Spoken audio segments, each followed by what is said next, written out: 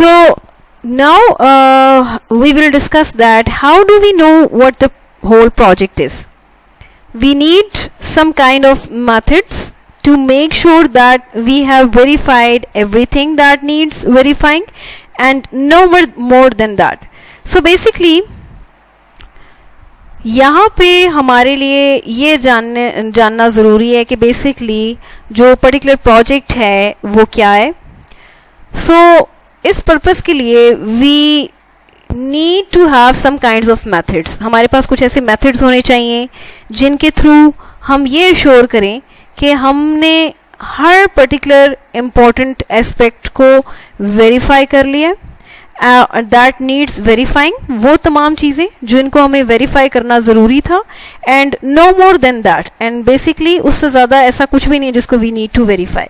So in order to keep the project on the right track, this is important to know that we must have some such methods or techniques जिनके through हम ये assure करें कि तमाम important aspects को जो है वो verify कर लिया गया.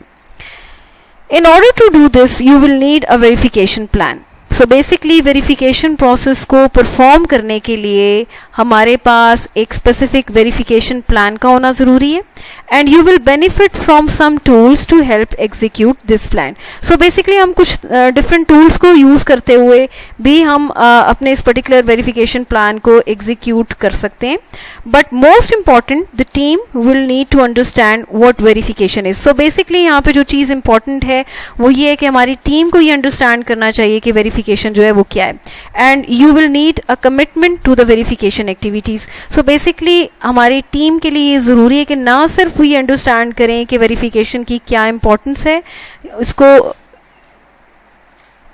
And we must need to be committed to the verification activities. और जो भी पर्टिकुलर वेरिफिकेशन एक्टिविटीज़ हमने परफॉर्म करनी है हमारी टीम को, उसके लिए मस्ट जो है वो कमिटेड होना चाहिए.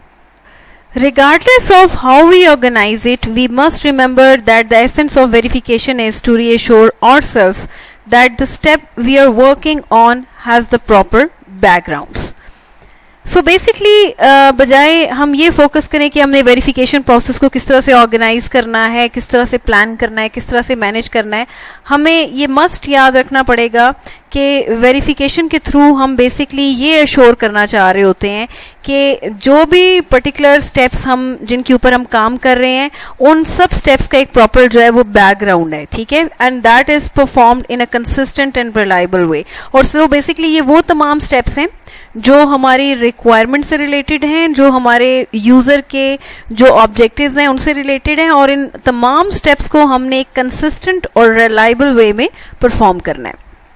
Furthermore, we must verify that every activity that we decide to do is needed and that no necessary steps are omitted. So basically हमने मज़ीद जो फोकस करना है वो ये है कि हमने ये मस्ट वेरीफाई करना है कि हर वो एक्टिविटी जो हमने डिसाइड की है वो हमारी रिक्वायर्ड और नीडेड एक्टिविटी है, और कोई भी जो नेसेसरी स्टेप है वो जो है ओमिट नहीं होना चाहिए in this particular verification process. So basically हमारा जो पर्टिकुलर फोकस है वो हमारे वेरिफिकेशन प्रोसेस को प्लान करना नहीं है, मैनेज करना नहीं है, बल्कि हमने अपने वेरिफिकेशन प्रोसेस के थ्रू ये रीअश्योर करना है कि जिन भी स्टेप्स पे हम काम कर रहे हैं उनका एक स्पेसिफिक बैकग्राउंड है और उनको हमने कंसिस्टेंट और रिलायबल वे में परफॉर्म करना है. प्लस फर्दर हम ये वेरीफाई करेंगे कि हर वो एक्टिविटी जो हमने वेरिफिकेशन प्रोसेस में कंसीडर करनी है वो हमारे लिए एक रिक्वायर्ड और नीडेड एक्टिविटी है, और इसमें कोई भी इंपॉर्टेंट स्टेप जो है वो omitted नहीं होना चाहिए. We gain reassurance of these issues largely by effective software processes and by analysis. So basically हम किस तरह से reassurance कर सकते हैं इन particular issues की, अगर हम effective software processes को use करेंगे उसके थ्रू हम reassure कर सकते हैं, या हम analysis के थ्रू reassure कर सकते हैं. For example, we can examine the requirements and reassure ourselves that they correctly, completely and concisely express the higher level user needs. So basically यहाँ पे अगर हम एक एग्जांपल देखें तो let's suppose हम एग्जामिन कर रहे हैं कुछ रिक्वायरमेंट्स को और हम तो बेसिकली हम जो रीअश्योरेंस कर सकते हैं इन पर्टिकुलर इश्यूज की, वो इफेक्टिव सॉफ्टवेयर प्रोसेसेस के थ्रू कर सकते हैं या एनालिसिस के थ्रू कर सकते हैं. फॉर एग्जाम्पल, हम एग्जामिन कर सकते हैं रिक्वायरमेंट्स को और ये रीअश्योर कर सकते हैं कि वो करेक्टली, कंप्लीटली और कंसाइजली जो है बेसिकली एक्सप्रेस कर रही हैं हमारे जो यूजर की हायर लेवल नीड्स हैं उनको. ठीक है, we can examine the design to reassure ourselves that it is driven by the requirements and use cases. So इसी तरह से अगर हम डिजाइन को वेरीफाई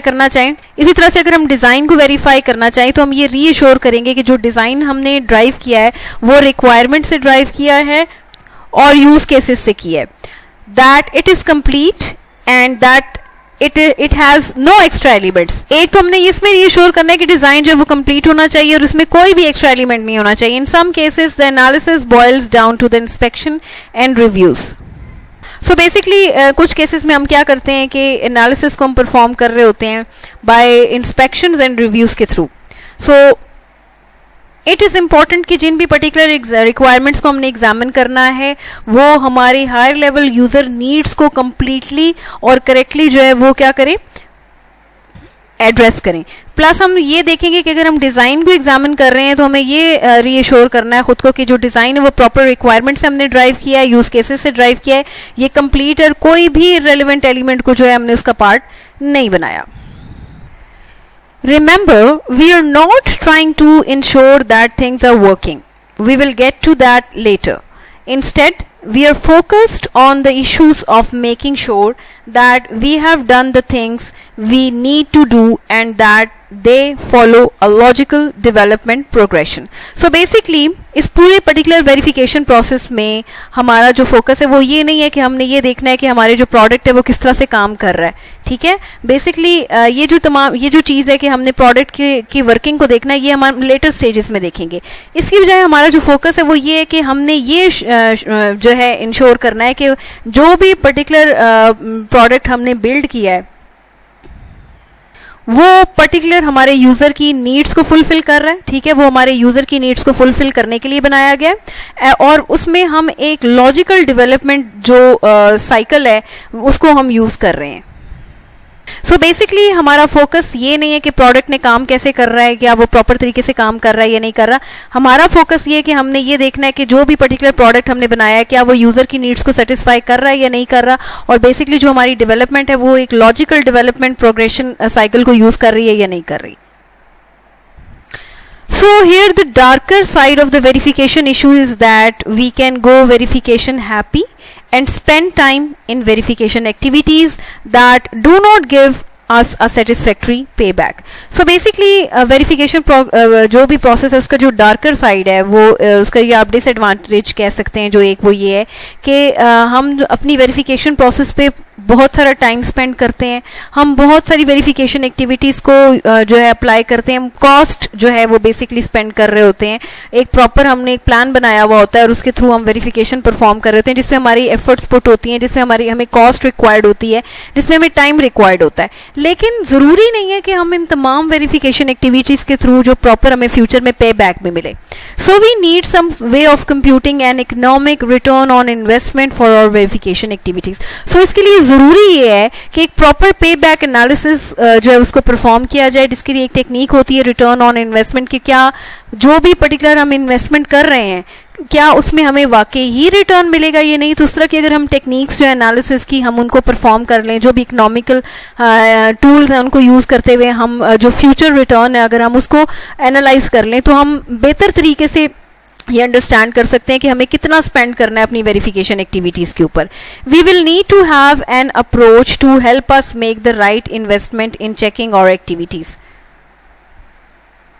सो हमें एक ऐसी जो अप्रोच है वो हमारे पास होनी चाहिए जो हमें ये हेल्प आउट कर सके कि बेसिकली हमने अपने वो कौन सी जो एक्टिविटीज़ हैं जिनके ऊपर हमने इन्वेस्ट करना है या नहीं करना. So basically it is very important जो वेरिफिकेशन की कॉस्ट है उसको हम डिसाइड करें by analysing the future return और जो फ्यूचर पे बैक। सो बेसिकली हम ये देखें कि क्या वाकई हमें इन ये जो इन्वेस्टमेंट हम कर रहे हैं इस पे हमें फ्यूचर में रिटर्न मिलेगा या नहीं मिलेगा, यही हमारे प्रोजेक्ट की नीड है। सो इसके अकॉर्डिंग अगर हम जितना इन्वेस्ट कर रहे हैं क्या उस पर हमें उतनी पे बैक भी मिल रहा है या नहीं मिल रहा, this is very important in order to perform the verification process. उससे पहले हमें ये एनालिसिस करना हमारे लिए बहुत ज़रूरी है।